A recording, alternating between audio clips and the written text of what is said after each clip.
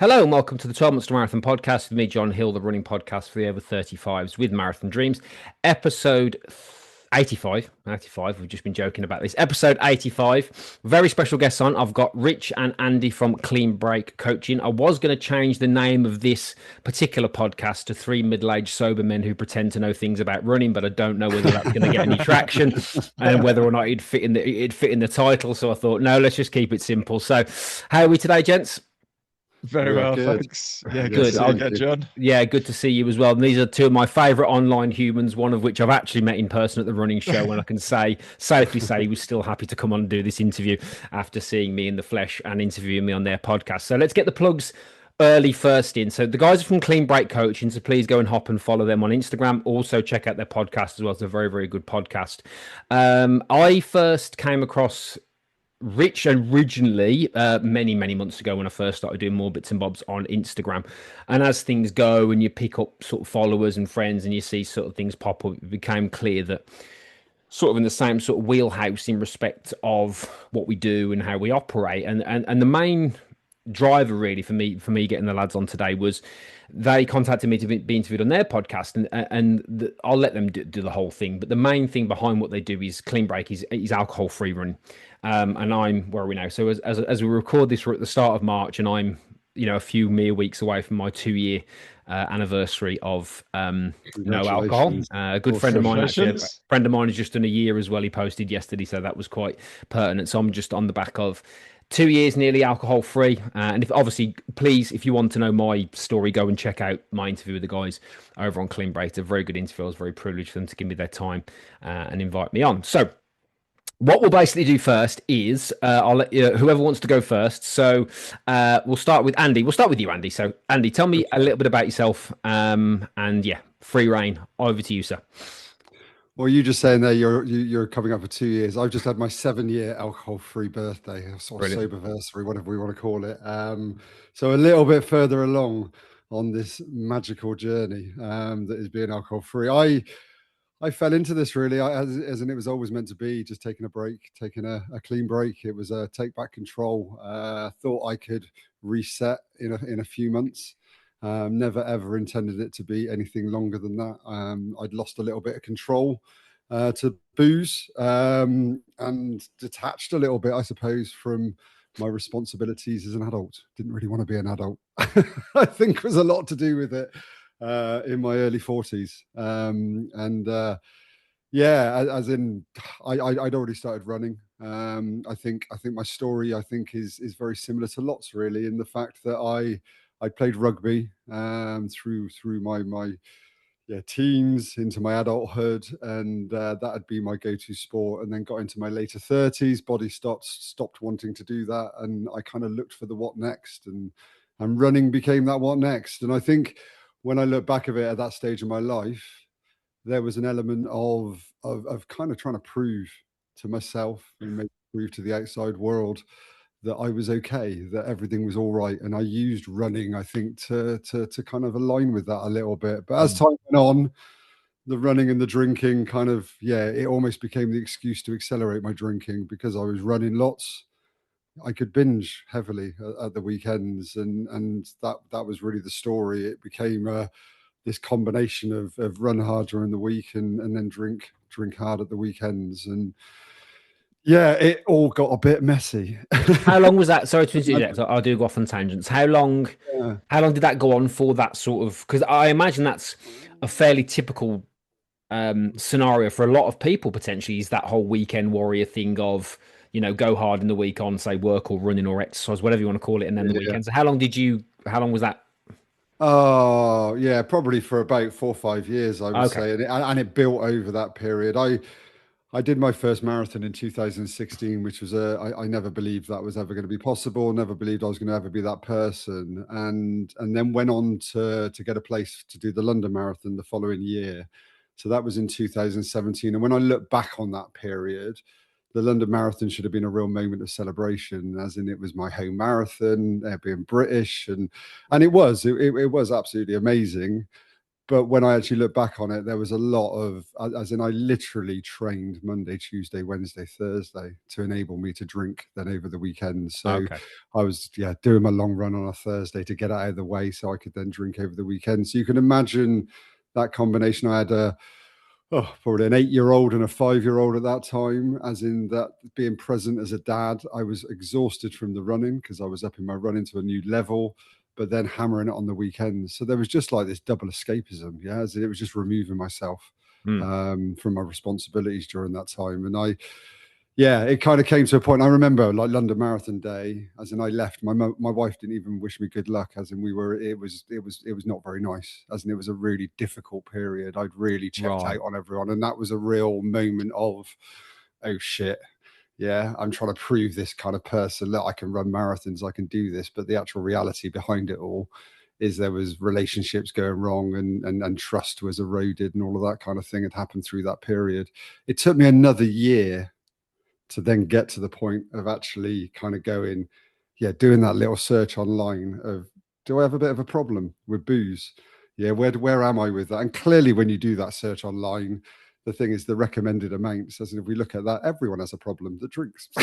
So it's kind of, because most people don't stay within that kind of the health, what healthy drinking is, and that's another conversation, isn't it, in itself? Yes. So the results came back was, yes, you have a bit of an issue with booze, and I think, like I say, it was like I needed a bit of a reset. I needed to take back a bit of control, and went on this kind of journey. And what kind of kicked out at the end, 7 years later, I'm now sat here as basically an alcohol-free performance coach, trying to basically share the joys of what I found and what I've discovered. And the fact is that alcohol wasn't the entire problem, but by removing it, I was able to then see how much it was holding me back, how much it was taking away from my life, and then just go on this path of, oh my God, all these gains started coming in, all these wins started happening. And my running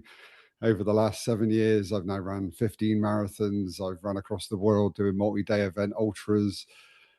And my relationships are all in such a better place. My life is in such a better place. My business is in such a better place. All those things, And the fact is, as in the real bit, is that from someone who actually didn't really know who they were, was lost in their early 40s, in that kind of midlife space, which so many of us as guys, I think, step into, is I've now gone through this process, and I now know who I am. I trust the person that sat in front of you today, and I didn't trust that person that was sat here kind of 7-8 years ago.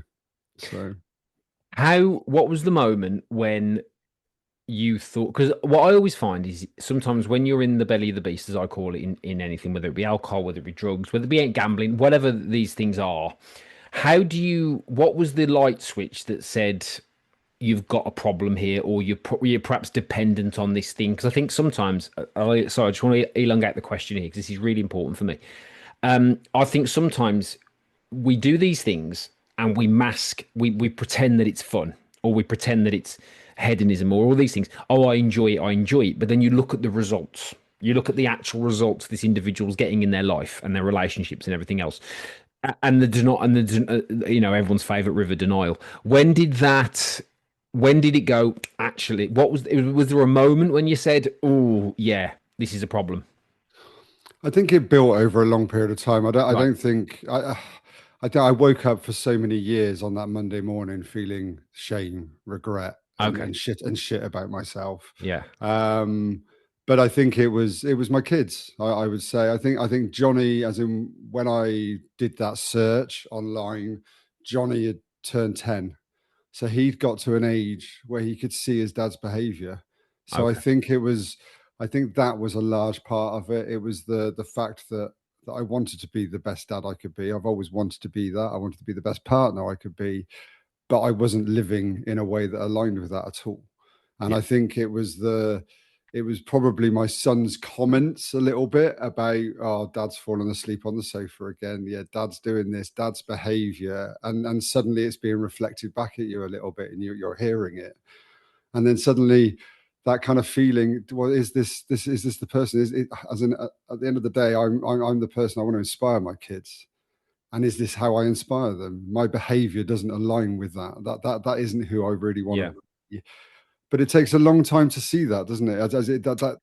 It's hard to see it because I think booze is all around us. And when I look at my drinking, it really did feel I was living in Spain at the time. So that expat kind of life. Yeah.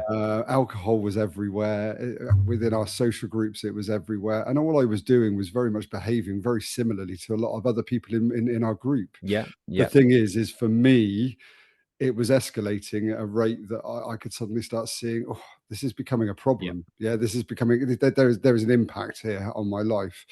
The difficulty is when we run, it's so easy to kind of almost overturn that a little bit. Yeah, I ran London in that period after, really pushing my body to its absolute extremes, and I did it in 3 hours 40. So the evidence was kind of there. Oh look, I'm okay.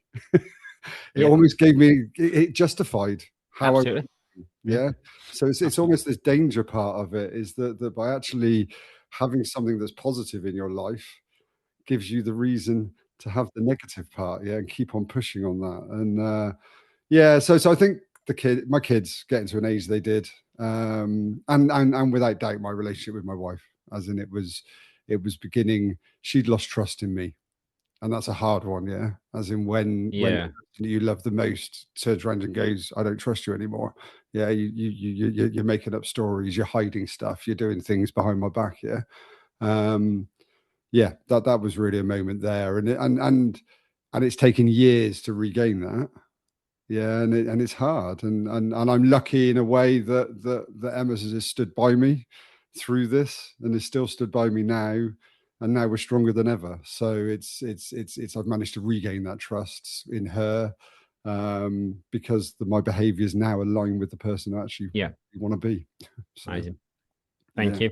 I'll bring Rich in, get Richie's story, and then we'll dive a little bit more into that because I'm conscious that if I go off on too much of a tangent, Richie will just be sat there watching you and I talk for the next 3 hours. So, so Richie, over to you, mate. Just give me your story, please, if you don't mind, sir. Yeah, thanks, John. It's like there is some similarities to Andy in certain elements, but it's also quite different. The first sort of 20, just over 20 years of my career, essentially was wrapped up in alcohol. I worked in the alcohol industry, so alcohol wasn't just my hobby; it was also my career. Right. So, in terms of we often talk about like the identity and alcohol being part of our identity. For me, it was pretty much my entire identity because it was what I did in work and it was what I did out of work, and so there was no sort of escape from it, and it was never that necessarily that I kind of got to a point where alcohol was a real problem for me in that sense, or I had a real drinking problem per se.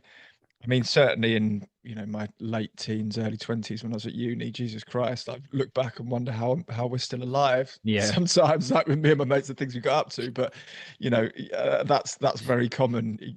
Going back to the late 90s, early 2000s, that was pretty much what every student did and why most students went to university in the first instance with a degree kind of backing that up. So it wasn't that I was doing anything different to anyone else, and for a lot of that period it was great, and it was where I sort of fell in love with kind of being in service of other people, working in bars and restaurants, which I think has led me to kind of where I am now as a coach. And kind of fell in like a lot of people did, or like a lot of people do, into the industry, which at the time was for me the first sort of role was in the hospitality industry. So managing bars and restaurants, kind of that buzz, that late night energy. Everyone there is having a good time. Loud music, laughter, banter. You're in a really high energy, high frequency environment, and I absolutely love that. And then, of course, on the back of that, most nights, there would then be the opportunity for you as staff members to go and, let your hair down, whatever that meant, whether it was, staying around for drinks after work or going out, clubbing in late night venues. And of course, that was a lifestyle that takes quite a lot out of you. So after probably 6 or 7 years of doing that, when I got towards my late 20s, I kind of recognized actually the sacrifices that I was making, physically, but also personally, to, missing weekends, and, missing like my dad's 50th birthday and Christmases and bank holidays when most of your friends are out celebrating it. I kind of got to a point where I was like, I'm not sure if this is me for the rest of my life, but still loved what I was doing. So ended up kind of going into more sort of, I say normal jobs, but Monday to Friday jobs. It's never 9 to 5 really, is it? But Monday to Friday jobs where, I was essentially selling alcohol and promoting it and working with different brands, and still getting the opportunity to work with lots of different hospitality venues, but actually being the supplier into them as opposed to being the person behind the bar supplying the alcohol to the end customer. Mhm. So sort of a different cog in the supply chain, if you like, which again was great for me. It was a great career move. It enabled me to understand supply chain. Enabled me to understand route to market. It gave me a different experience of selling and negotiating and relationship building. It felt like a more mature version of what I was previously doing. Rather than stood behind a bar pulling pints and making cocktails, I was now actually sort of the one that was kind of educating the bartenders and the managers in those roles, and doing tastings and getting to travel the world. I'm very, very grateful that the career that I had for that period enabled me to visit incredible places, vineyards, breweries, distilleries all around the world, which, at the time were incredible trips, and a lot of these places are family run businesses. They've got multi-generational years of production of these products, a lot of these, especially wines in particular, in places like, European countries where they've been, the family business has been making wines on their vineyard, their local vineyards on their farm for centuries. Mm. There's loads of history wrapped up in these stories, and I loved that. I loved learning about that. I loved the kind of um, romance of it, if you like. I loved the stories behind it. I loved learning about production methods, all of that kind of stuff, and I really embraced it and got pretty good. Climbed the ladder pretty quickly, progressively through different roles, different levels of sort of sales roles, and ended up in fairly senior, sales roles, national account manager roles, looking after, big pub, bar group, restaurant group chains, nationwide brand names, P&Ls, multi-million pound P&Ls, with turnover and profit for the businesses I was working for. So, pretty successful in what I did. And then COVID hit. And funny enough, just as COVID hit, I just pretty much started what was essentially a kind of a dream job for me, or it had been pretty much since I started working in the industry, working with brands that I had admired as a bartender 15, 20 years ago. And then all of a sudden I was working for the company that did the distribution of them, the sales and the marketing of these brands in the UK. So I was like, this is amazing. Like this, I really feel like I've hit my landed my dream job. And I'd literally done like my first couple of weeks in sort of induction and getting my feet under the table, and COVID was kind of happening over in China, and then it was quickly coming across, into Europe. And then having been there for a month, it was like, right, you're gonna have to work from home. And then within a week or two, it was furlough because the whole of hospitality was shut down, and that was my channel. My channel was hospitality, and hospitality didn't was no longer open. Yeah. So the business had to quickly make a decision about, most of the people in the business who worked in the hospitality division, and we got put on furlough. And of course, the first time that happened, once we realised actually we did the calculation and got over the initial shock and fear of, oh, what's going to happen? We're down to one income. The reality of it. Oh, right, we can put a pause on the mortgage. We've got this furlough income coming in. We're not going to be spending any money. The kids have come out of nursery. That's not going to cost us any money. My wife's still working full time. I can homeschool the kids. The sun's shining. Actually, we're going to be all right here. In fact, actually, this is going to be like a busman's holiday. So, and of course, then what started to happen was, every day bled into the same thing. So it was like, oh, it's lunchtime, it's midday, it's, kids are playing in the paddling pool. I'm going to crack open a beer or pour myself a gin and tonic. Or there was always booze around in my house because of the career that I did, and the sort of the samples that I'd get given frequently from suppliers and things like that. So there was always booze knocking around. And so I just, that starting period of COVID, I I won't say I drunk in excess, but I drunk more often than I would have done if I was working. Because every day there was no working, there was no transition between week and weekend. Every day was a weekend, and then homeschooling children started to become quite stressful. So, the sort of the mid afternoon drinks would happen. And actually, at the same time, my running started to really increase. Already run marathons. And I did first one I did was Berlin 2014, and then I did the Yorkshire Marathon as well. So I've done a couple of marathons.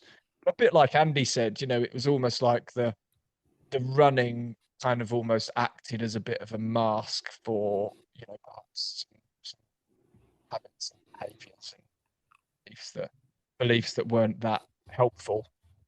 Um, so yeah, the running kind of sort of started to mask that, or started to act as a bit of a, I guess, a cover up in some ways, for that not a justification, but it was almost kind of like, oh, as Andy said, it's like, oh, I'm able to run marathons, I'm able to run 4-hour marathons and train for those, and show up 3 or 4 times a week, and still it's show up to park on a Saturday morning a little bit worse for wear perhaps at times, but I've still got this deep down inside. And then COVID progressed, and my running became a big part of COVID because it became sort of almost like a coping mechanism, Mm. and I didn't appreciate it at the time, but I used running almost as a form of therapy. And of course, now I recognize, what was going on at the time, and I can reflect back on that and in hindsight and see that, running isn't therapy. It's certainly not a replacement for therapy. It has therapeutic, dimension to it, and it is therapeutic in many ways, but it's no replacement for actual therapy. Whereas at the time, I was sort of using it for that. And then, of course, the sort of the drinking combined with that, it was two forms of escapism. It was like when I wasn't drinking, I was able to go for a run. When I wasn't running, I was able to have a drink. The kind of career was on hold, if you like, for a period, and outside life was on hold, and all of a sudden my world became this very small space, which, kind of, yes, evolved around my family, but also revolved around, you know, opportunities to drink and also running. And I think I started to realize, actually, the alcohol, I'm not sure I'm joining the alcohol part, because I don't think I can do both. And I think for years as well, I'd slowly I was aware that hangovers were something that I fundamentally I totally hated. I couldn't handle a hangover. I couldn't, Andy's talked about being able to go out, go for a run on a Saturday, Sunday morning after drinking 2 bottles of wine the night before. There was no way I was doing anything after drinking the night before. Like, there was no way I was getting out of bed.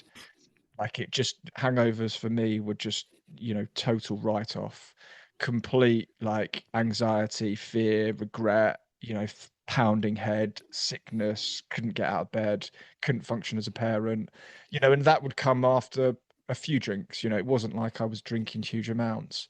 I think through my 30s, what happened was the more it hurt, the hangovers, the more the sort of the pain and the negative effects of drinking alcohol, essentially taking a drug, would have on me, the less I would drink. So actually, in a weird way, my 30s, the consumption of alcohol was steadily going down. And of course, what happens when you start to, drink less of it, more often than not, is that your tolerance goes down. So the less I drank, the lower my tolerance became. The lower my tolerance became, the less I wanted to drink because it hurt more. So I was drinking less, but it was having a bigger impact on me in a weird way, Yeah. to the point whereby when we came out of COVID, like, I wasn't drinking a lot, and I'd done several dry Januaries, periods of abstinence up to sort of 2 or 3 months. Um, but kind of coming out of COVID, and loving my running, training for Manchester Marathon in the back end of 2021. Um, but I remember, just being in a place where my mental health was so bad, absolute rock bottom. I remember sitting at my kitchen table, and I didn't want to be here. I didn't want to be here. Like, this kind of erosion of self-worth had sort of happened, over a few years. In hindsight, I can look back and see that. But certainly through COVID, I'd sort of lost this identity that I'd built up, because I subconsciously, I was aware that I could see that alcohol wasn't serving me, and I didn't want to let go of that because so much of my life was attached to it in a career. You know, it was what I Yeah. did for a job. It was such a big part of my identity. So there was an element of me that just didn't want to accept that that was what was happening on a personal level, Yep. because vocationally there was all of this, all of this career, 20 plus year career wrapped up in alcohol. And so this real dissonance and this real tension and kind of uh, sort of internal battle, internal struggle was happening. And then when we went back to work, sort of halfway through 2021, sort of full time, all of the COVID restrictions were lifted. Something was totally amiss. Like, I couldn't put my finger on it. I couldn't work out what was wrong. But I just found myself in this place where, you know, real deep depression, and yeah, just literally didn't want to be here. So kind of knew that something was off, tried to go back to work and sort of almost pretend and play that role, and play that identity. But deep down inside, I knew it wasn't what I wanted to do. It didn't align with my values anymore. I was much more passionate about being outside, about running, about being physically fit, getting the benefits from doing that, not in not no desire to kind of go and get drunk and meet friends and socialize and constantly be around alcohol, Mm. whether that was in work or out of work. But that then left me with this huge sort of identity loss, kind of identity crisis. Mm. People talk about a midlife crisis. For me, it wasn't a midlife crisis, it was a midlife identity crisis. And I just didn't know what to make of that, didn't know how to process that. So driving over to Manchester from Leeds, October 2021, take part in the Manchester Marathon, knew I was physically fit, I was in the best shape of my life, was pretty much dead on for a really big PB. Just listening to a podcast as I did on the way over there, Mel Robbins' podcast, and just something she said in that podcast just totally brought me to tears. And I kind of realized at that point that, yeah, I was physically in the best shape of my life, but I was shot to pieces. And finished that race, got a massive PB, sat there afterwards looking at my medal and my can of Verdia alcohol free, and being on one hand really, really pleased with myself, a huge amount of pride, satisfaction in the way that the race had gone. But actually deep down inside knew that the real hard work needed to then start, because it was almost like a moment of acceptance of, this can't go on. I can't carry on doing this. I can't Yeah. carry on playing this role. And actually I need some help to kind of overcome this and work through this. Yeah. And so that was pretty much the moment. Yeah. Was that the moment when I was going to ask about time frames? Was that October 21? Was that the last time? Pretty much. Yeah. I Yeah. think I pretty much made the decision there that I was going to take a clean break. Yeah. And what I also, the funny thing was, when I reflect back on it, I would often use training and signing up for events as Yeah. almost like a mechanism for me to help me not drink, or help me to put alcohol to a side for a Right. period. So I thought, well, what's the next thing I can do to help me do this, rather than actually going down the route of getting professional help and, working with a coach or seeing a counselor or therapist. I thought, right, what event can I book in? That'll be my therapy.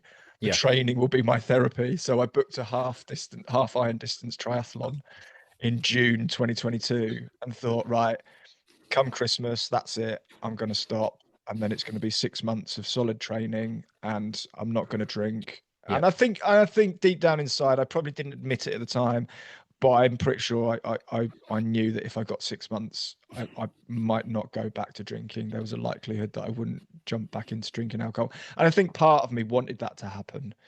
I think part of me was ready. It was almost like I'd completed alcohol. It was like if it was a game of Super Mario Brothers, it's like I'd killed Bowser and saved the princess, and and finished the game. It was like there was nothing more there was no more levels of it to do, really, for me. Yeah.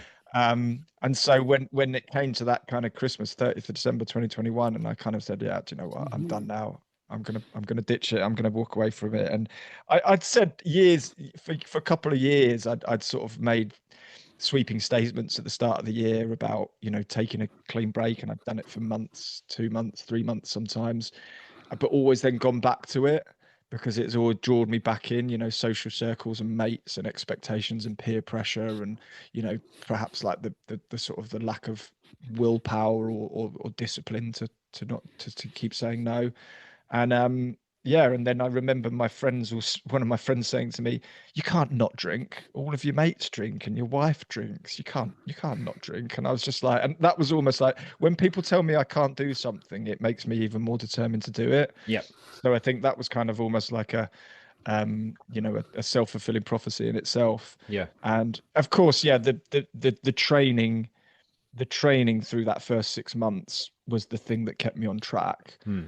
And during that period, you know, after probably 2 or 3 months, I think I knew I probably was unlikely to go back to drinking.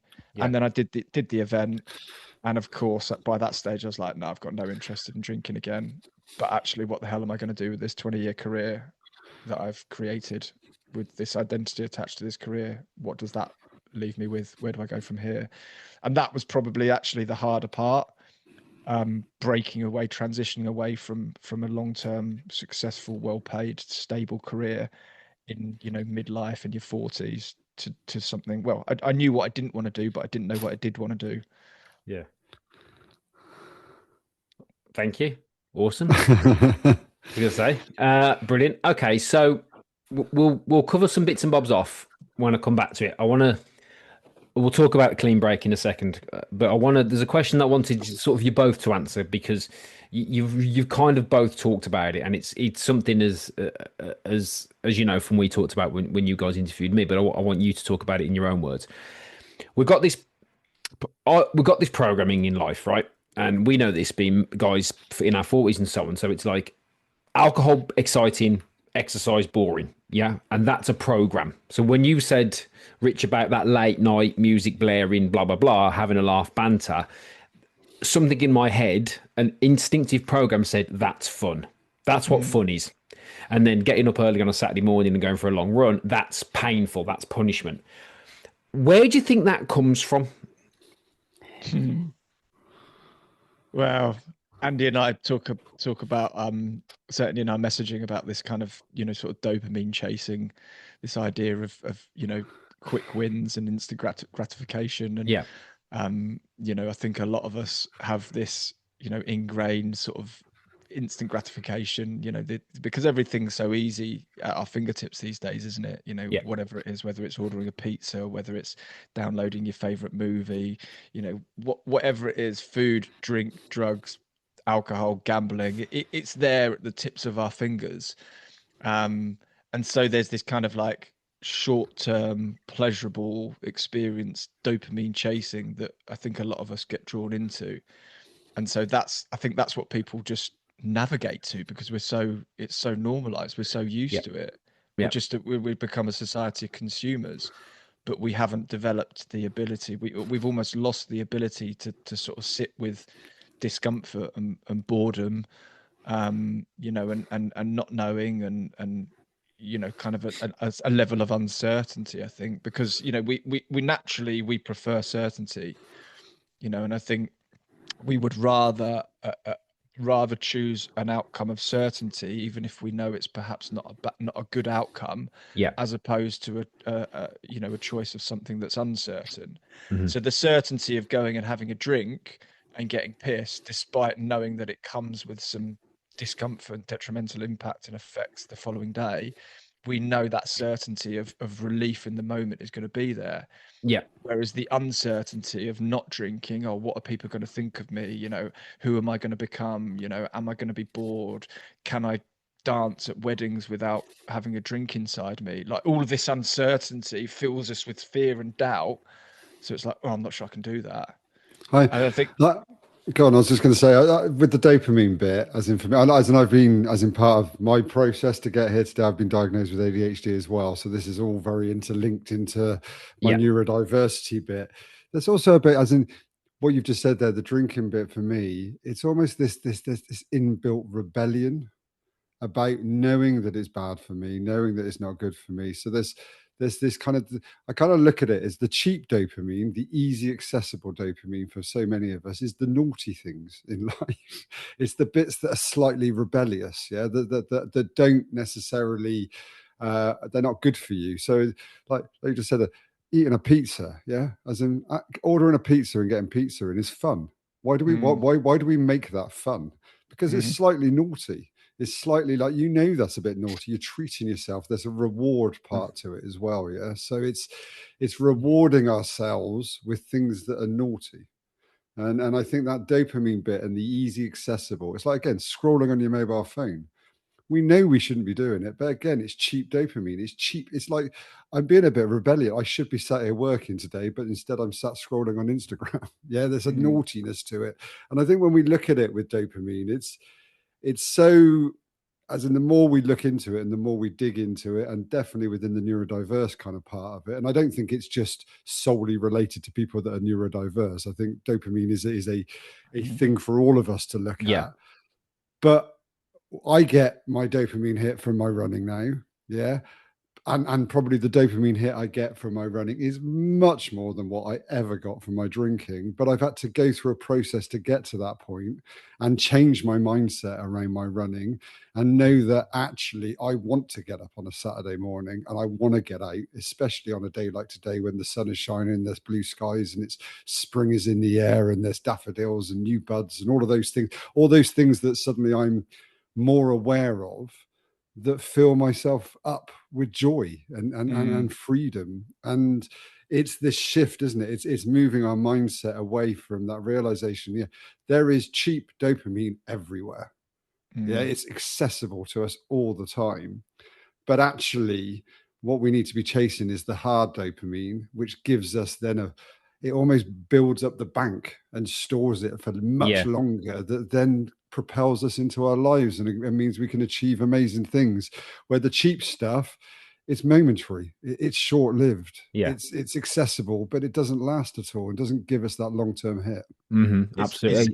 It's interesting because on the dopamine thing, when you delve into, like Andy and I have retrained in sort of positive psychology and alcohol-free performance coaching, it's interesting that you start to see more around the science of dopamine, in particular in relation to alcohol. And, essentially the dopamine spikes that we get from this cheap dopamine that Andy's talking about, it's not actually the activity that gives us the dopamine hit.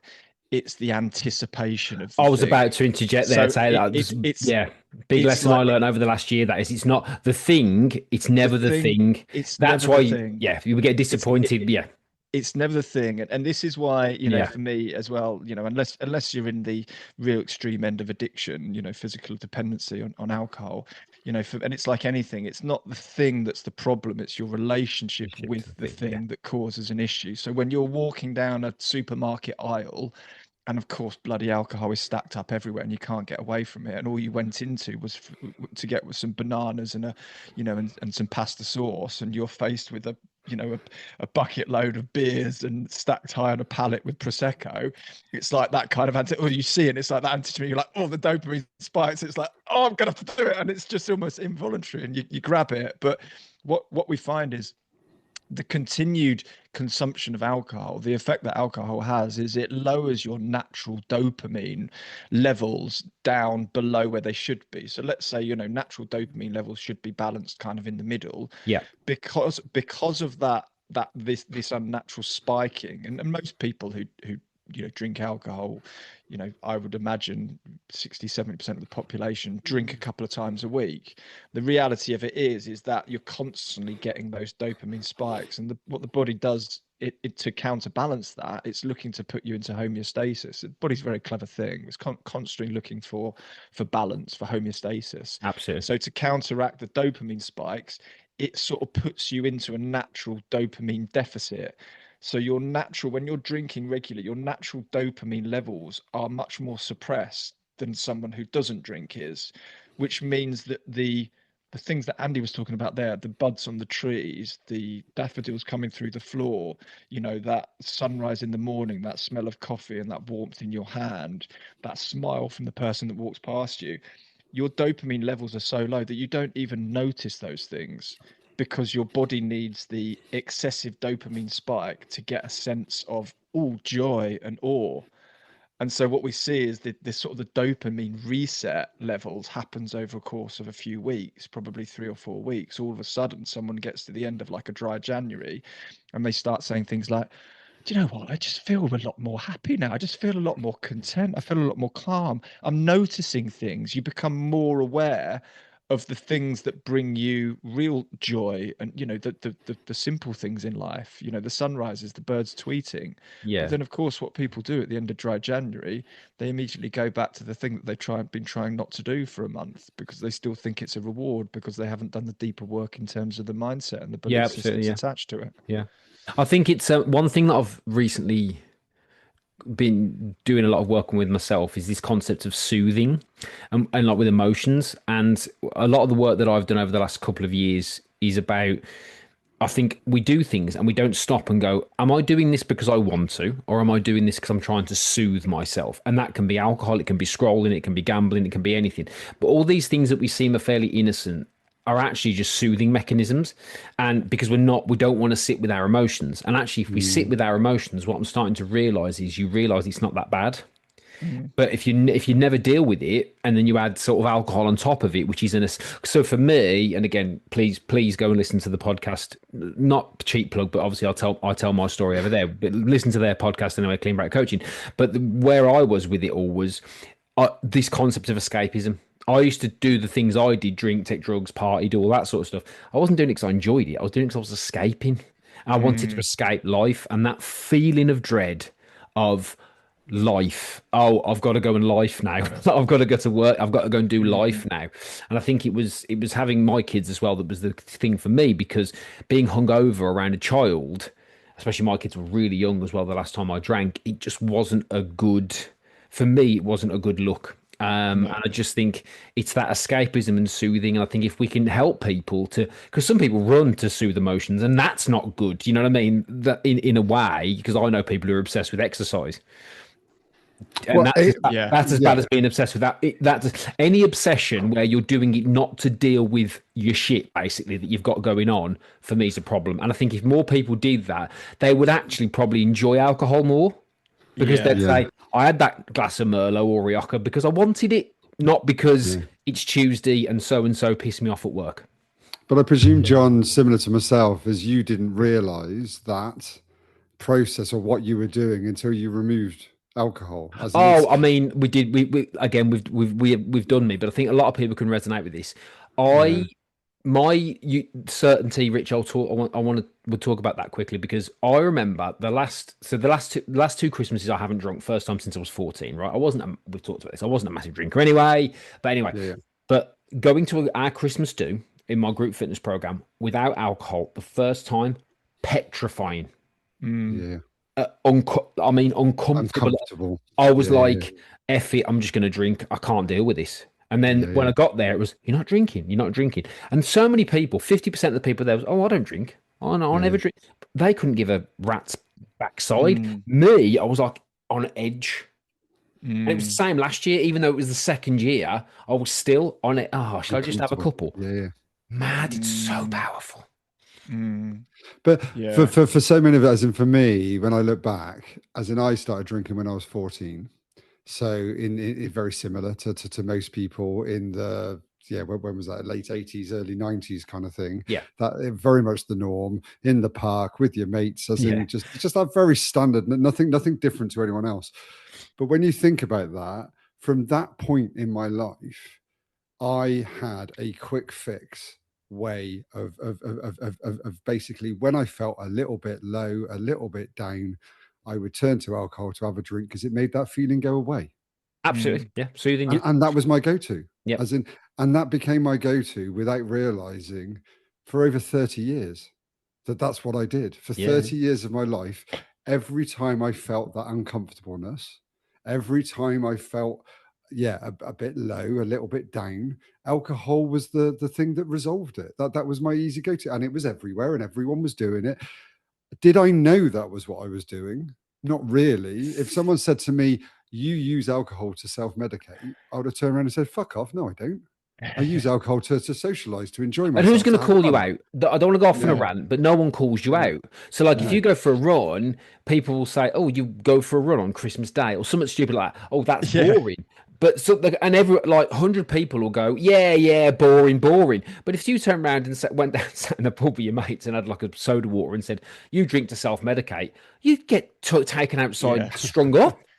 yeah. And this is my It you know problem. I don't want to rant it's because it's part of it my issues, but it just that impression of actually no one calls you out on this stupid. No, when I was doing stupid shit, gambling, taking drugs, partying, doing all this, doing silly, silly things, no one ever called. When I was fat, no one called me out. No one's they take the Mm, piss, mm. but no one ever said, "John, you're getting, you're putting a bit of weight on it. You might want to sort this." No one said. Second, I started losing weight. Oh, you're obsessed. You're boring. I'm like, Yeah. Well, it's normalized. We've mad. reached a point in society where, going for a walk for 30 minutes 3 times a week is the sort of the standard that we Yeah, set for people in terms of being active, which is absolutely ridiculous. That should be the bare absolute minimum. minimum. Yeah, And it's not, and that's where we've kind of got to from a health perspective in this society. And I think when you look back when we're younger, most of us anyway, when we discover alcohol and partying and drugs, we do it because we want the escapism. It's great. It's like, oh, I can go and that feeling of having that first drink. And if you're a little bit shy around girls, it's like, oh, all of a sudden I've got this thing that makes me more confident with girls. And it's like, yeah, brilliant. yeah, So we'd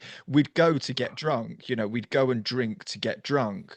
Whereas actually, certainly for me anyway, as I went through my 30s, the feeling of being drunk and out of control, essentially, I no longer enjoyed. So, but I carried on drinking, and I didn't drink because I wanted to be drunk. I drank because I didn't want to be sober. And I didn't want to, as you said, I yeah. didn't want to be Powerful. able to, I didn't want to be able to sit with those uncomfortable emotions, that I was typical bloke doing. I was suppressing them. It was Yeah, all of the deep stuff that I didn't want to talk about. And it was that, and it was exactly that. It was like, amazing. I don't want to go and get drunk because I know that's not what I enjoy, but I don't want to sit here and be sober. And that's where this incredible tension and sort of cognitive dissonance is established. Yeah. And that's where a lot of people that we speak to, when we get into these conversations, they're still stuck in that middle. They're being pulled from pillar to post by both elements. They're not wanting to go and feel shit and be drunk and wake up with regret and anxiety and that loss of control, but also not a willingness to sit with the uncomfortability of sobriety and what they perceive as being boring. When I see someone on a fitness journey, because obviously I've been in the sort of fitness industry for a long time, and obviously I've gone through a big change myself.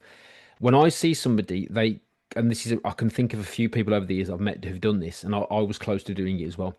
This might sound a bit odd, but they convince them. So let's say they go on a health kick, they start running, they start losing weight, they start drinking, blah, blah. They convince themselves that they're miserable when actually they're not. When Yeah. actually, when you see them flip back, and I've seen many people flip back, and I flipped back in my 20s. I gained 4 stone back in my 20s before losing it for good. You convince yourself you're miserable when you're on this path, when actually you're not, because all you are is disciplined. But because of that programming, you convince yourself you're miserable. And then you go back to the thing. A mate of mine, bless him, said something brilliant once. He said he lost a load of weight. He's kept it off now. But he put a load of weight on. He said, what did you, I said, no, why did you lose weight? He said, because I was unhappy. I said, why did you put weight on? He said, because I was happy. And Mm, that nailed it for me because what he was saying, do you understand what I'm saying by that? It's that Mm, contentment of, I don't want to be like when somebody's single, they lose weight, get in a relationship. They don't feel they have to be disciplined anymore. They don't feel they have to have this level of discipline and they convince themselves they're miserable. They're not, they're just disciplined. And I mm, think there's a big difference there. So when you're not drinking, it takes a lot of discipline not to drink and you convince yourself you're miserable, but I don't think you are. I just think you're disciplined and it makes us uncomfortable. mm. Because the short Yeah. term, and I mentioned this on the last podcast from James Clear, and I'll say it here as well, is this thing of, and I love this analogy of when you do something, if it's bad, the results are in the future. So you think, oh, one drink won't hurt, one cigarette won't hurt, one line of whatever won't hurt, because that's not going to kill me now. It's not going to give me lung cancer now. It's not going to make me an alcoholic now. But the Mm, drawback of that is in the future. If you keep doing it, it's a mm, problem. Vice versa. You go for your first run, your first couch to 5K, you're blowing out your backside, you're uncomfortable, you're sweating, you think, God, yeah. this is so hard. I'm never going to get better at this. But then you realize if you keep going, it's in the future. So because the mm, consequences are in the future, both good and bad, we stop doing the thing. We keep That we doing the used to bad today. thing and stop Yeah. doing the good thing because the results Mm. are. And I love that and that's what this is all about. That one drink doesn't hurt you, but where does it go? That one run might be really, really hard, but where could it go?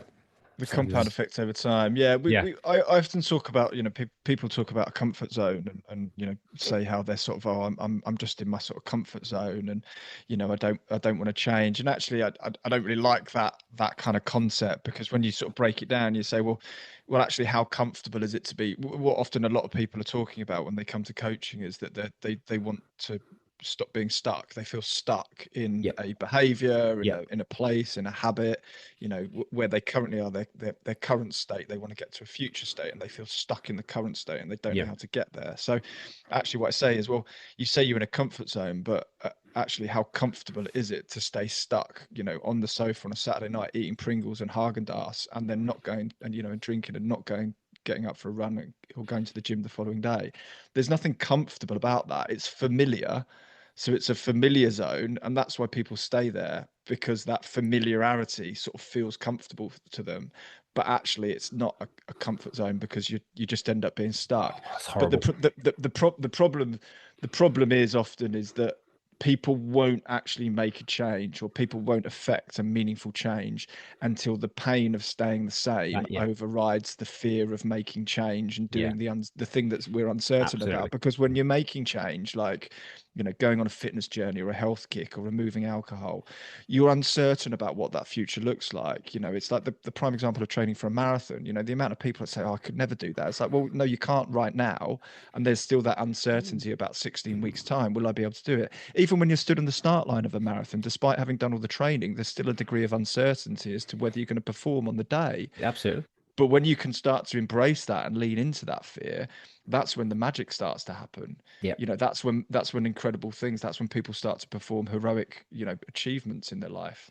Yeah, I mean, this might be a bit crass, and I apologize. I often say, because I came from a sort of weight loss background, because I was always the fat kid. I always say the problem is that people don't hate being fat enough, because I Mm, hated it. I mean, when I look back now, I think there is nothing good about it. And I mean, I don't mean a little bit podgy, a little bit middle-aged spread. I'm not talking about that. I'm talking when you can't get into your clothes, when your trousers seams are wearing out because your legs are rubbing together, when you can't even do at 27 like I was, you can't even do any sort of meaningful physical activity apart from walking around a five-a-side football pitch. mm, I think so. And it's not about hatred. It's about just understanding that it's okay. You don't have to hate yourself, but you can hate your situation. I think I'm very big on that. I think you don't have to Mm, self-flagellate. You don't have to beat yourself up for drinking too much, eating too much, whatever. You don't have to say I'm a bad person. You don't have to shame yourself, but it's mm, okay to say I don't like where I am. mm. I And don't that like this. that comes from appreciating that, like that sense of shame and kind of guilt. Obviously, the shame, you're ashamed about yourself, and then you feel guilty about your actions. That only comes from a place of judgment. So Yeah. as long as you can try and remove that judgment of yourself, Yeah. then you can hopefully get to a place where you're not ashamed, you don't feel guilty. And it's important to know that not everything in our life is our fault. It's not Absolutely. necessarily mm, your fault because you put on weight, because the vast majority of food that we buy in supermarkets that's easy and accessible is filled with not so healthy things. Yeah. That's not your fault that the food industry does that and promotes all of the marketing around ultra processed foods. But it's always our responsibility to choose what we believe about the situation and what actions we take. Absolutely. So it Yeah. might not be a fault, but it's always your responsibility to do Responsibility. Yeah. something about it. mm. How did we moving on? How did because obviously we'll be here, what we're like. How did we get from so our baseline journeys to clean break coaching? How did that become a thing? Oh, Um, well, we were sort of on parallel journeys without really knowing each other. Right. yeah. We'd both sort of embraced the kind of coaching philosophy and gone down similar routes of, positive psychology coaching, alcohol-free performance coaching. We both trained with Andy Ramage, who's a very well-known face in the alcohol-free space, done his kind of positive psychology coaching course. And we were both running, long distances, ultra marathons, that kind of thing. But we didn't really know each other. We weren't aware of each other. But I'd started Clean Break a couple of years before Andy and I met. So once I'd completed June 2022, that half distance triathlon, accepted that I was going to leave my long-term career, tried at something different, which was a bit of a segue out of what I was doing that didn't work out. But actually, in that time, I'd, again, working with coaches myself, I'd kind of come up with this concept, this idea, which was clean break. Originally, it started life as a book, Clean Break, My Messy Divorce from Alcohol, which I'll still write at some point, but just when it's appropriate. But realized that that probably wasn't going to pay the bills. But actually, my experience of working in the drinks industry, I thought, well, maybe I can create a brand, Clean Break, as a brand, which stands for health, well-being, and opportunity, and helping people to make or take a clean break from things that are no longer serving them. Hmm. And I launched that originally as an alcohol-free beer brand. So I took that within the space of about 6 months from, just idea to concept to actually having a product, and did that. That nearly drove me to an early grave. So I kind of paused that because it was taking a lot of energy mentally, physically, and financially from me trying to do it all myself. But I'd created this black brand, Clean Break, and what it stood for was always around, you know, health, well-being, and opportunity for everyone. And the concept was always there that it would stand for, helping people to take and make a clean break from things that don't serve them in their life. So it didn't necessarily have to be about alcohol. It could have been Yeah. about beliefs or behaviors or relationships or environments or careers or jobs, whatever. And then, we were both, Andy and I were both kind of doing bits and bobs in the coaching sphere. I'd fallen into running coaching, really. I started doing it kind of free for a few friends and just helping people with some plans and things like that. And then I started doing a few couch to 5K groups within a sober community that I was in, Yeah. and actually was really enjoying it. And actually I was seeing, other people's success, and it was like, wow, this is really cool, seeing other people flourish and fall in And love with the freedom that I've got. And Andy was doing a similar thing at the well, same yeah, time. and around the same time, I'd done my coaching qualifications. I was trying to find my way of, who did I want to work with? How did I want to kind of share my knowledge and my experiences and inspire other people? Because that's been very much core to, it's this kind of role of, through my actions, it's not about just talking the talk. It's about walking the walk. Yeah, as Yeah. in I go out there, I run, I'm consistent. I've built up this. I often say very ordinary guy, yeah, but I still find it difficult to say doing extraordinary things, yes. And Yes. it's all I've done is taken a break from alcohol, and I've been able to convert that into consistency in my running, and now I can go to the Amazon rainforest this year and run across the jungle, yeah, and yes, that's extraordinary. But from where I sit now, it's fairly normal. Yeah, it's not extraordinary to me, but as in I created a group, Alcohol Free Runners, which is an online community on Facebook, and again, it's very similar to Rich. It was almost working with people in that what next space. They'd given up booze, and it was bringing the joy of running, because I believe being alcohol free and running is like peas and carrots. They go together really well. They complement each other Absolutely. so Yeah. well, Yeah. in the fact of, so many elements. And we could spend an hour talking about that.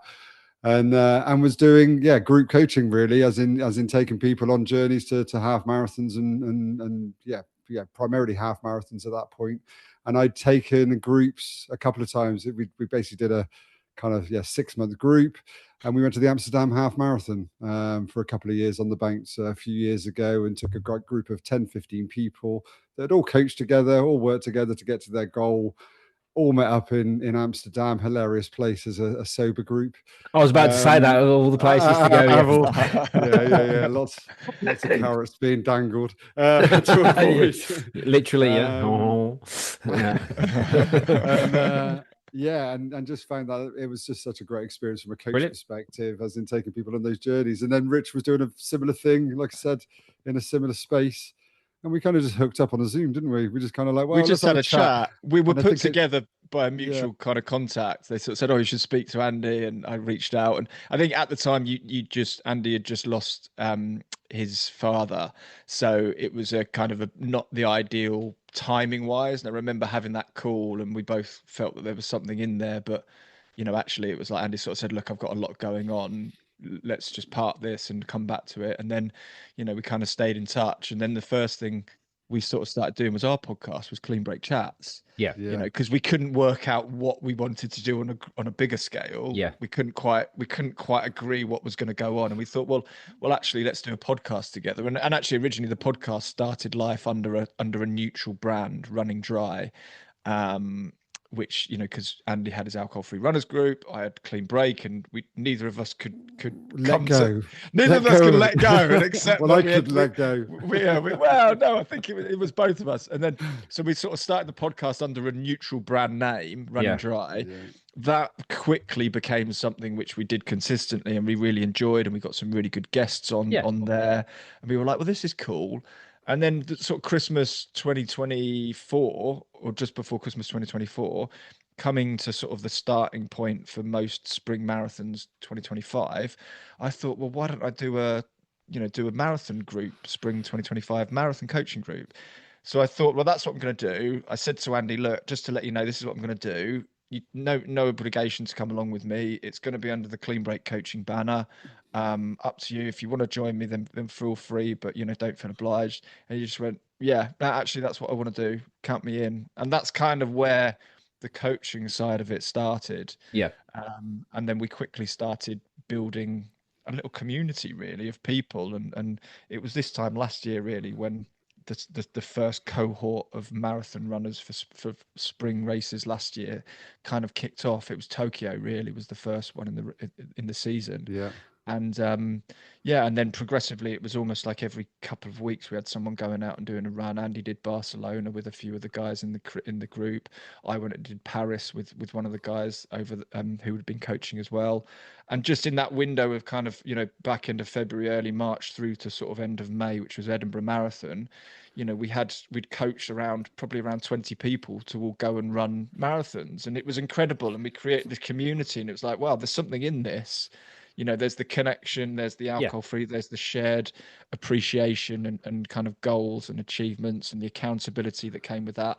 And it was almost like a slightly different way of coaching people in the, not just in running, but the not just the movement side of things, but also with the, you know, the lifestyle choices, but also with the mindset shifts from the positive psychology element that we were bringing to it. So that then progressed into another cohort, which was, you know, the cohort that did marathons autumn last year. Yep. Which Andy and I both sort of ended in December with Valencia, where, you know, there was about 2 or 3 other people that went over with us to that.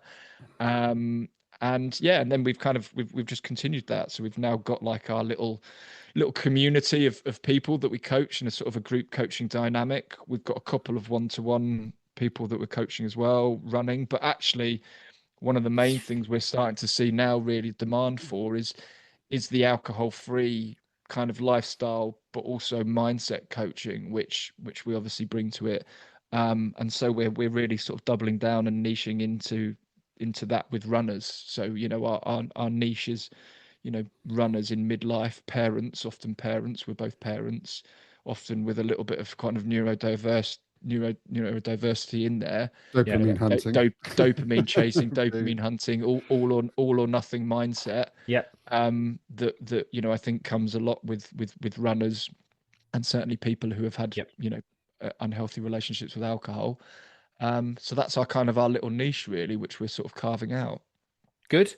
So if we were, and you can sort of both interject here and answer this question. So if there's somebody listening to this who is that person, right, midlife, maybe same situation, maybe has an over dependency on alcohol potentially, or sees it as a habit they can't break, and in that situation, what would you say to them, guys? Well, I think, as a start point, as a base.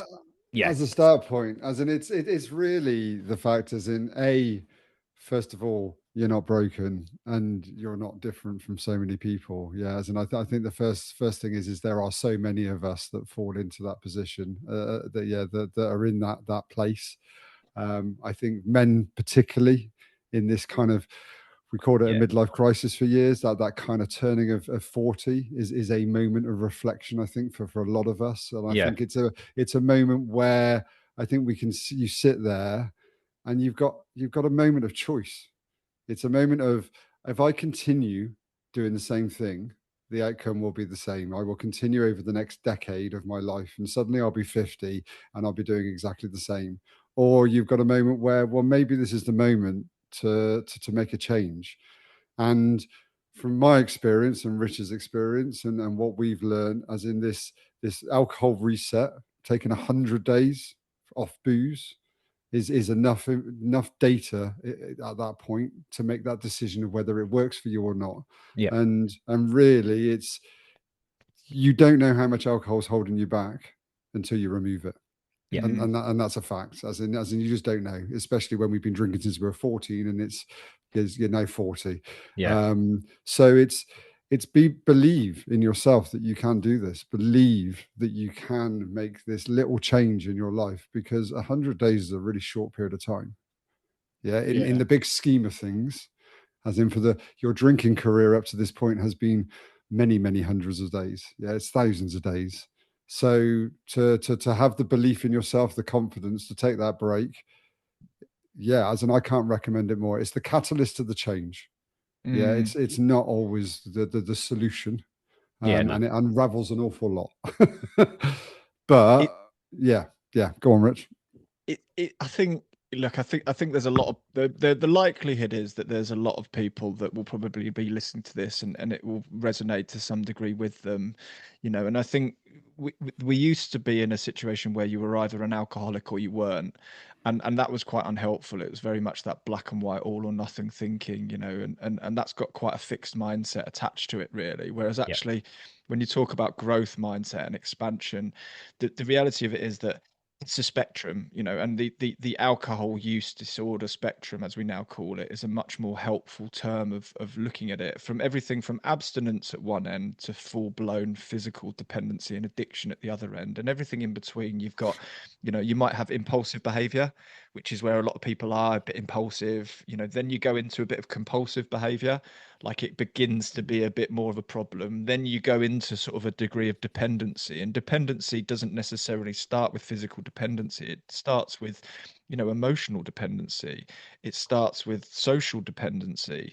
You start to be dependent on alcohol for what you perceive as confidence, but actually it doesn't make you more confident. It just makes you louder. And that confidence is not there in the morning when you wake up with anxiety. So but all of these stages can quite easily, there's not like there's not like a clear point where you go from one stage to the next. It can quite easily, over time, without you realizing, start to move into a different stage. So I think the key is to start with, that kind of open, honest conversation with yourself, being aware of your drinking habits and your drinking patterns, but also the awareness of the impact it's having in your life. So rather than asking yourself, am I an alcoholic or do I have a drinking problem? Asking questions like, do I truly, if I'm honest with myself, do I feel truly happy with my relationship with alcohol? Is it still serving me? Is it costing me more than just money, than a couple of quid down the pub on a Friday night? Is it costing you time, energy, focus, clarity, ambition? Is it costing you these other things in your life? Does it add to my life or does it take away? Because I think, again, it's that this idea of where that sort of balance flips. And for me, I recognized that the net return on investment was no longer there for me. It was a negative. Questions like, if nothing changed in the world, how would I feel about myself and my drinking in 12 months' time or 2 years' time? Where would you be? Is that version of yourself really the version of you that is fulfilling the potential that you've got within yourself? And then, like, why am I drinking? What is the reason I'm drinking? And is there something else that could give me a similar feeling? Because people talk about cravings, and what we often find is, generally speaking, you're not craving alcohol in that moment. You're craving a feeling. So you're craving relaxation, you're craving connection, you're craving excitement, and then actually, is alcohol numbing rather than actually enhancing what I'm needing to feel in that moment? So, Yeah. and then it's, what else would help me with Mm. searching for this feeling that I'm looking for, as opposed to alcohol? Because there's lots of things that you can do. You can go for a run, you can go for a walk, you can go for a cold water swim, you can do meditation, breath work, go for a coffee with a friend. Sometimes it's just because we're thirsty, we just need a drink of water. And then also, reflecting it back to your younger self, but also your older self as well. What would my younger self think of me to see me now? Because I think that's what Andy described there, his son Yeah. thinking, that, and recognizing how he was seen in his son's eyes, but then also look, sort of forward thinking and visualizing yourself on your deathbed, and I know it's a bit grim and a bit morbid, but ultimately It's we will coming. all die. We will all Yeah. die at some point. It's That's the Yeah. inevitable. reality of the, Yeah. yeah, that's the Yeah. reality of the situation. And visualizing yourself there and thinking, right, if I look back myself now, would me on my deathbed be proud and think that I'm fulfilling my truest potential in Yeah. life? And Absolutely. and actually, is alcohol helping me to connect with myself, my truest version of myself, and other people, or is it disconnecting me? Because the opposite of addiction isn't sobriety, it's connection.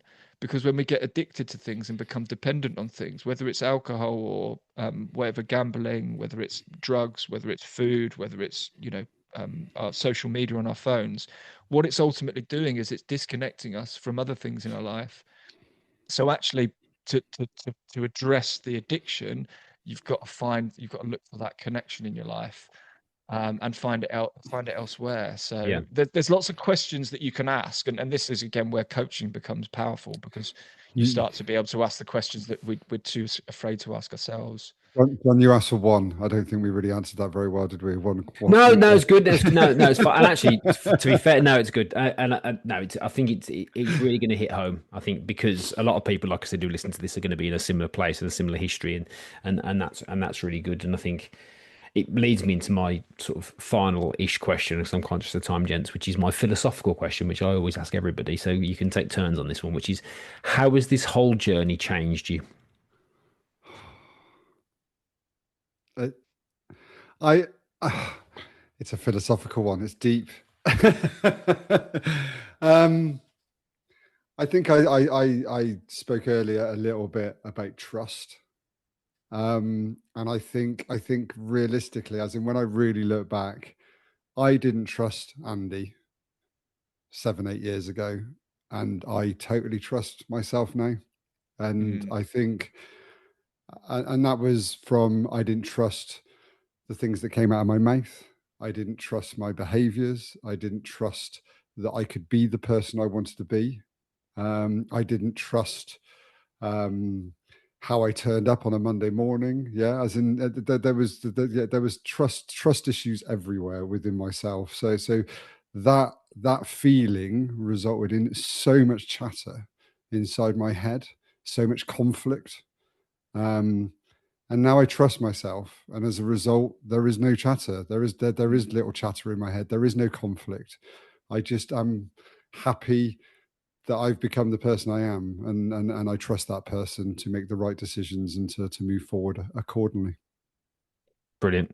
Thank you. I think for me, it's helped me to remove a lot of fear in my life. So, the sort of the fear of failure, which I think would have held me back previously, whereas now I kind of see it as more around a regret of not trying something that could be really good. It's like, whether it works out or not, we are either successful or we're unsuccessful. We only fail when we stop trying, but actually when we're unsuccessful, we tend to learn. So, within learning, there's an opportunity to still win and to grow.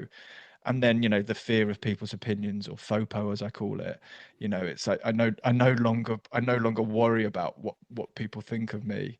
I'm not concerned about that. So it's removing the fear of the doubting myself as well, what I'm capable of, and just kind of learning to embrace opportunity and adventure. It's one of my values, kind of seek out opportunity and adventure at every corner, and just try different things, whether it's going to work or not. Like, lean into that uncertainty that we talked about before, because often beyond that uncertainty, you start to build confidence, but you only build the confidence in the first place that you're looking for from the evidence that you have from taking the action.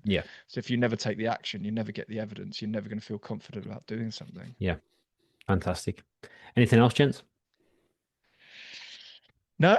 How's Boston training going? For me, me, good. It's funny actually, because in my coaching community, it's quite interesting, because the reason why I say that is because, like, you mirror their experiences, like, because we deal with the same sort of people, sort of, midlife kids, lots of stuff going on, and they're trying to train for these marathons that they can, a lot of times we convince ourselves we can't do through midlife, and it's been an interesting one. I've had a cold for the last 10 days, so yeah, I'm used to it, but it's always good watching the journey yourself, because you mirror other people. So I can see, like, first few weeks, snowed here in the UK, struggling to run, existential crisis, not going to get the training in. Then it starts to pick up a little bit, and you're like, oh no, okay, I've done this before, I've got this. And then something happens, like you're ill or you're tired, and then you're into your peak weeks, like I am now, like belly of the beast the next 3 weeks, and you're like, oh my days. But you can see, like, mirroring. So the answer is good. But again, I always, and this will help people actually, I always go into marathon training with the fact I've done this before. All I can do is control the training. I know how this works, but all I've got to do is get ready for the start line. After that, who knows? So good overall, but this has been an interesting one, because I've had, like, I know I dropped a sandbag on my foot in November. That's been I told you about that. That's okay. It's serviceable. It's been challenging. So it's been good. It's been a good experience this time to learn from. So, but as usual, I'm tired. Got a cold. I'm hungry all the time. It's marathon training, kids. It's marathon training. Marathon training in your late 40s. But thank you for asking. But good overall. So excellent. But good. Right, gentlemen, thank you very much for your time. They've been very generous with the time. I do really, really appreciate it. I know that that's going to add a significant amount of value. I get a lot of value from talking to the lads, because we're very, very similar in our journeys. In terms of how we've got here, and how we've found sort of running, and how we've gone through these journeys of addiction and dopamine and all that. And it really resonates. Hence why I always love talking to the lads and get very excited and enthusiastic, because it's something change is something I'm very passionate about. Because if my younger self saw me, 28-year-old me saw 48-year-old me, number one, he'd probably call him boring, but secondly, it'd amaze him. So thank you very much. I'm sure he would be very proud. I think he'd be amazed. He'd be amazed. He'd certainly be amazed, because what I would say is, from this, is what you've got to do is forget alcohol, forget drugs, forget gambling, forget all the addictions, forget the hedonism. It's about control, and it's about you having control. And if you're in control, you're okay. But it's when we're not in control, but we pretend we are, it's a problem. So if you can take a drink, the one I heard very many years and years ago, and it always stuck in me. I can take a drink as long as the drink doesn't take me. And that always stuck in me, because I thought, where we've lost, it's when we lose control. If you like a drink and you're in control of it, and use conscious choice, absolutely 100% fine. Do you know what I mean? Because you're in control. Control the controllables is I got as in, we're running out of time completely, and to drop this in at this point is probably please do. No, but as I got diagnosed with prostate cancer 3 years ago, and we've mentioned Andy Ramage, who's a mentor for myself and has been for the last 7 years, and I measured him on the day that I got that result, and he just wrote back to me just with control the controllables. That was his one line. Brilliant. And from that point, even though I think I was already doing it, that has become a huge mantra. And when we look at it, we don't have huge control in our lives over many, many things. There's so much external stuff that's being thrown at us every single day. But what we can control is what we put into our body primarily. So what we eat, what we drink, and then being proactive with our health. Being proactive with our health is something we can control. Actually, everything else, there isn't a lot more that we have full control over in our lives. We also have control over our thoughts. and what we think and, Yes. and what our beliefs are and all of those bits. But there isn't loads and loads we have to be in control of to actually be quite aligned with who we want to be. Yeah. But it's when we aren't in control, like you say, that becomes where that disalignment becomes. It's where that kind of, you're not being true to who you really want to be.